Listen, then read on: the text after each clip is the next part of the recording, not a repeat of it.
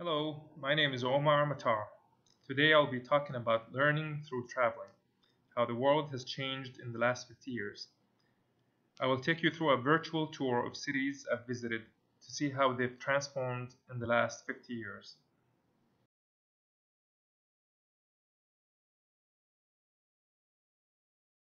This is Beirut, the capital of Lebanon. During the period from 1975 to 1990, a civil war broke out that resulted in 120,000 casualties. Following the civil war, Lebanon fell under Syrian occupation for another 15 years, until the year 2005 when the international community pressured Syria to end the occupation. I visited Beirut several times between 2005 and 2008. I never ceased to be surprised by the modern city it has turned into and by the friendliness of the Lebanese people.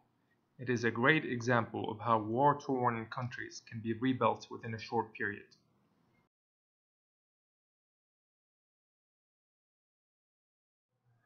This is the East African country of Rwanda. In 1994, a civil war broke out between the Tutsi and Hutu tribes. Over the course of 100 days, around 1 million people were killed. Response from the international community was limited, even though peacekeeping forces were on the ground. I had the chance to visit Kigali, the capital of Rwanda, in 2009. It was hard to believe that a large-scale genocide had taken place in this peaceful city less than 15 years ago. Rwandans have since reconciled their differences and rebuilt their country.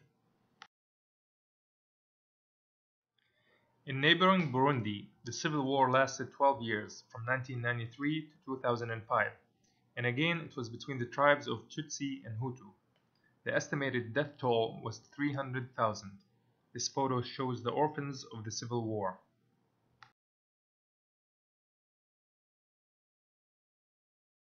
I visited Bujumbura, the capital city of Burundi, only 5 years after the civil war. I was surprised how the signs of the civil war have miraculously disappeared. I took this picture from the hotel I was staying in, overlooking the Great Lake Tanganyika, the second largest and deepest freshwater lake in the world. This is Iraq, Mesopotamia, the cradle of civilization. The history of Iraq dates back to 4000 BC.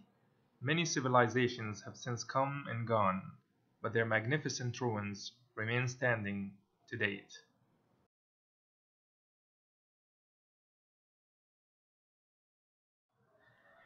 In the last 3 decades, Iraq has seen its good share of oppression, war, destruction, sectarian violence, and intervention from almost every major country and every major radical group on the face of earth.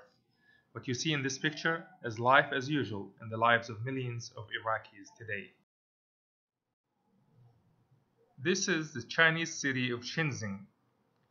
In the 1970s, Shenzhen was a small town in the southern province of Guangdong. In the year 1980, Shenzhen was selected to be China's first special economic zone, SEZ, due to its proximity to Hong Kong. Shenzhen was the experimental ground for market capitalism in a socialist country with a special Chinese flavor. I visited Shenzhen in 2006 and was completely astonished by the Chinese experiment. In 2013, Shenzhen's GDP totaled $237 billion. This is Bangkok, the capital of Thailand. The country has seen its share of turmoil starting from the 1976 Thammasat massacre of pro-democracy protesters and passing through a number of military coups, one of which was only days after I left the country in 2006, and the latest of which was in May 2014. This is the city of Al-Ula in Saudi Arabia. What you see in this picture are traditional mud houses that were used over 50 years ago.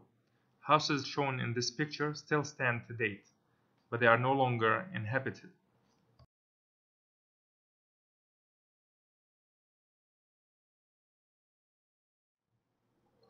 This is the capital city of Riyadh, where I currently live.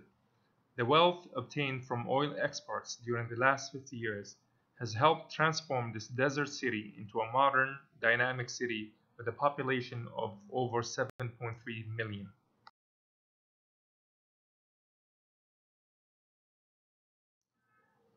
This is Istanbul, the capital of Turkey. I visited Turkey for the first time in 2003, when its economy was struggling and $1 was equivalent to 1.6 million lira. In the next 10 years, Turkey would transform its economy to become one of the fastest growing economies in the world.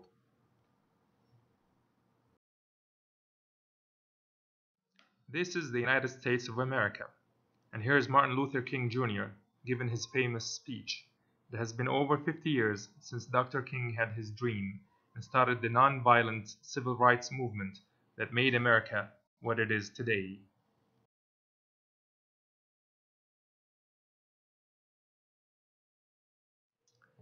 So here are the lessons I've learned from my world travels. Lesson number 1. The world is ever changing. Countries who are on the top don't always stay on top, and countries at the bottom don't necessarily stay at the bottom.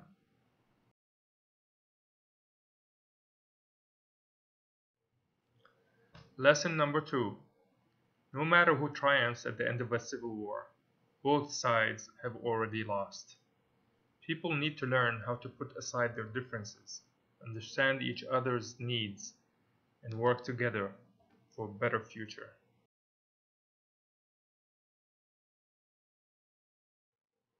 Lesson number 3. It takes exceptional, selfless leaders and people who believe in themselves to transform a country. Qualities like respect, tolerance, and sympathy are the cement of a country's reconstruction efforts.